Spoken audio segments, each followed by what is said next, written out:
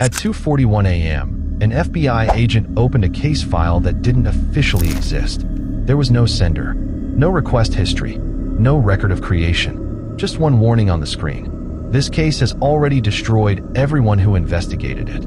Agent Daniel Cross should have closed the file. Instead, he clicked open. The FBI records floor was never this quiet. Daniel Cross sat alone under flickering white lights, the kind that made every shadow feel longer than it should be. The building was supposed to lock down after midnight, but his badge had worked anyway. That was the first thing that felt wrong. The second was the file itself. It had appeared on his terminal without explanation. No timestamp, no department code, no supervisor approval, just a black screen with white text. Case ID, status, sealed, access level, terminated. Daniel frowned. Terminated wasn't a classification. Files could be archived, redacted, or classified, but not terminated. That word was only used for people. He scrolled down. A system-generated message blinked at the bottom of the page. This case has been reassigned 12 times. All previous investigators are missing or deceased. Daniel leaned back in his chair and let out a short breath. Dark joke, he thought. Some intern messing with the database. Then the first image loaded. A family of 4 stood in front of a white wooden house, smiling for the camera. The photo looked old, maybe early 2000s, but the faces were clear. Under the image, one line of text. All subjects disappeared, same night. Location, Blackwood, Oregon. Daniel opened a new tab and searched for the town. Nothing. No maps. No population records. No news articles. It was as if Blackwood had never existed. He went back to the file. Page after page loaded on its own. Incident reports, missing persons, police notes, all stamped with the same word in red. Sealed. As he scrolled, something cold settled in his chest. Every report ended the same way. No suspects, no bodies, no explanation. Then Daniel reached the final page. There was no text, no images, just one sentence centered on the screen. If you are reading this, the cycle has started again. Before he could react, the lights above him flickered. Somewhere behind him, deep in the empty office, a printer turned on by itself and began printing. Daniel froze as the printer kept running. The sound echoed across the empty records floor, paper sliding, metal clicking, page after page dropping into the tray. No one else was supposed to be in the building. Security logs would later show that Daniel's badge was the only one active that night. He stood up slowly and walked toward the printer. The pages were warm, fresh. Each page had the same heading printed at the top. Blackwood, internal incident log. Below it were dates, decades of them. 1953, 1954, 1955, 1956, 1957, different years, same town, different victims, same outcome. At this point, if you're watching and this already feels wrong, make sure you like the video and subscribe, because this case only gets darker from here.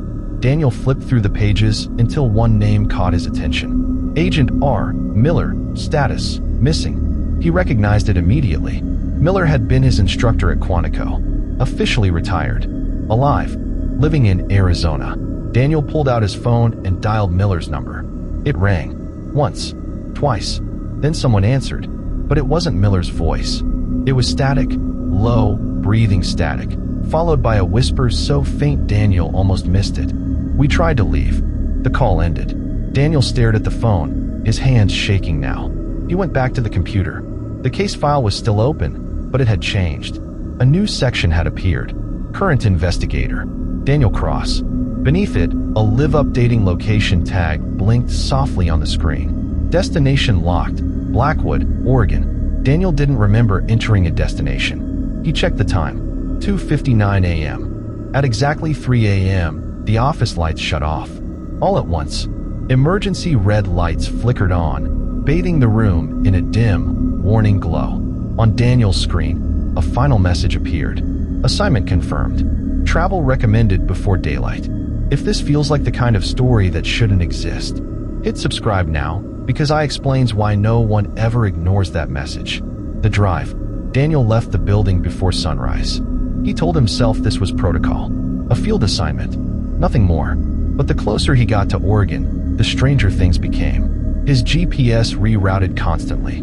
Radio stations faded into static. Road signs pointed to exits that didn't appear. After 6 hours, his phone lost signal completely. Then he saw it. A narrow road cutting through dense forest. No marker on the map.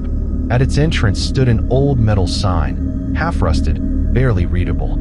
"Welcome to Blackwood." Daniel slowed the car. Something about the air felt heavy, as if the town ahead was holding its breath. Before entering, Daniel noticed something carved into the wooden post beneath the sign. Dozens of small marks, like tally lines. And under them, scratched in uneven letters. "Don't stay after dark. If you're still watching at this point, do me one favor. Like the video, because what Daniel finds inside Blackwood is where the real horror begins." He drove forward anyway. The forest closed in behind him, and the road disappeared. The moment Daniel crossed into Blackwood, the air changed. It wasn't colder. It was quieter. Too quiet. His car rolled down the main road, tires crunching over gravel that looked freshly laid. Streetlights flickered on one by one, as if the town had been waiting for him. Every house was intact, paint unchipped, windows clean, but there were no people, no movement, no sound of life. Daniel parked near what looked like a small diner. The neon sign buzzed faintly, glowing open, even though the clock on his dashboard read 2:17 a.m. Inside, the diner smelled of coffee. Fresh coffee. A mug sat on the counter, steam still rising. A plate of pancakes rested half-eaten at a booth. A purse lay on the seat beside it. Daniel's hand hovered near his holster. People didn't leave like this. Not all at once. If you're watching right now and you think you'd walk back to your car, tap like on the video, because Daniel didn't. He stepped deeper into the diner. Behind the counter, a wall clock ticked loudly. Tick, tick, tick. The time was wrong. Every clock in the diner showed something different. 2:05, 1:44, 3:12. None of them matched his watch. Daniel exited the diner and continued down the street. A barber shop, a grocery store, a post office. All open, all empty. In the sheriff's office, he found a corkboard. Photographs were pinned across it in neat rows. Missing persons. Men, women, children, different decades. Same town. And mixed among them, photos of FBI agents. Daniel recognized several faces. Agents who were officially retired. Agents who had died in accidents. Agents who, according to the board, never left Blackwood. At the bottom of the corkboard was a space left empty, with a name typed beneath it. Daniel Cross. If this story has pulled you in so far, subscribe now, because this is where the case stops being an investigation and becomes a trap. Daniel backed away from the board. That's when he heard footsteps. Slow, measured. Someone was walking outside. Daniel drew his weapon and stepped toward the door. A man stood across the street under a streetlight. Middle-aged, calm, smiling. "Agent Cross," the man said, as if greeting an old friend. Daniel froze. "How do you know my name?" he asked. The man's smile widened. "Everyone here knows you," he replied. "We've been waiting." Daniel glanced around. "You're the first person I've seen since I arrived." The man tilted his head. "No," he said softly. "We're all here." As he spoke, lights turned on inside the houses lining the street. Silhouettes appeared behind the curtains. Watching, not moving, just standing there. Daniel felt something cold slide down his spine. "What is this place?" he asked. The man stepped closer. "This," he said, "is where investigations come to rest." The streetlights flickered. For just a second, the man's face changed. Older, tired, familiar. Daniel realized with a sudden, sickening certainty. He had seen this man's photo before. On the corkboard, under the word missing. Daniel's hands trembled as he moved deeper into Blackwood. The streets stretched endlessly, though the town was small. Every corner he turned, a new house appeared, identical, neat, and empty. It was as if the town reshaped itself around him. Then he saw them. At first, he thought they were mannequins. But the closer he got, the more he realized they were alive.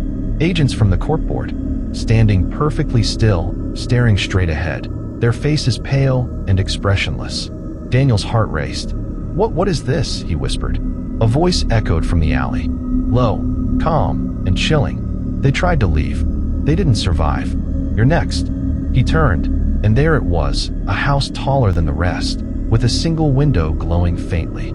Shadows moved inside. He couldn't see what, or who. It was, but the feeling of being watched clawed at his mind. Daniel took out his phone to call HQ. No signal.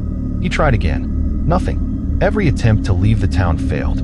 The road behind him no longer existed. It was as if Blackwood had swallowed the forest whole. The agents stepped closer, not walking, but gliding. Their eyes, hollow yet knowing, followed him with precision. A whisper came from one of them. "We are part of the town now. You will be, too."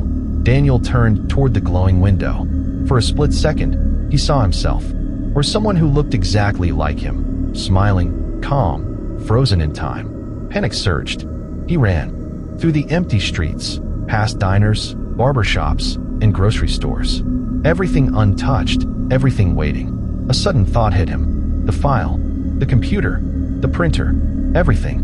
The town was alive. It recorded, it remembered, it copied. Daniel stopped. He realized the truth. Blackwood didn't kill its victims, it trapped them. Each investigator, every missing person, had become part of the town. Their bodies were gone, but their essences, their habits, their faces now roamed the streets. If you're still watching, now's a good time to smash that like button and subscribe, because I will reveal what happens to Daniel. And trust me, it's worse than anything you've imagined. Daniel had no choice. He ran toward the glowing house, the only building that seemed different, alive. Inside, he found a basement. Walls lined with hundreds of Polaroids. Names, dates, and photographs of agents, many he recognized. And in the center, a mirror. He stepped closer. His reflection smiled. But it wasn't him. Behind the reflection, another Daniel waved.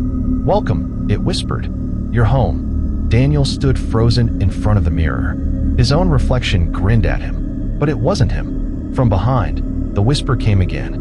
"Time to join us." He spun around. Empty hallway. No one. Yet the feeling of hundreds of eyes pressed against his back. Every agent he had seen, every missing investigator, now silently watched him. Panic rose like fire. Daniel ran. Down the street, through the diner, past the barber shop, past the empty grocery store. The town twisted around him. Buildings rearranged themselves. Streets he ran down a second ago no longer existed. He reached the town square. In the center stood the glowing house, taller than ever. The window pulsed with light, as if calling him. Against every instinct, he ran toward it. Inside, the basement stretched far deeper than physics should allow. Polaroids, files, and flickering monitors lined the walls. Every screen showed Daniel's every move, every breath, every heartbeat. One monitor, however, blinked differently. It displayed a new name. Daniel Cross, status, active. The whisper returned, louder now. Blackwood chooses. Once chosen, never leaves. Your assignment begins now. Daniel felt a pull in his chest, a weight pressing down, twisting his vision. The reflection in the mirror reached forward.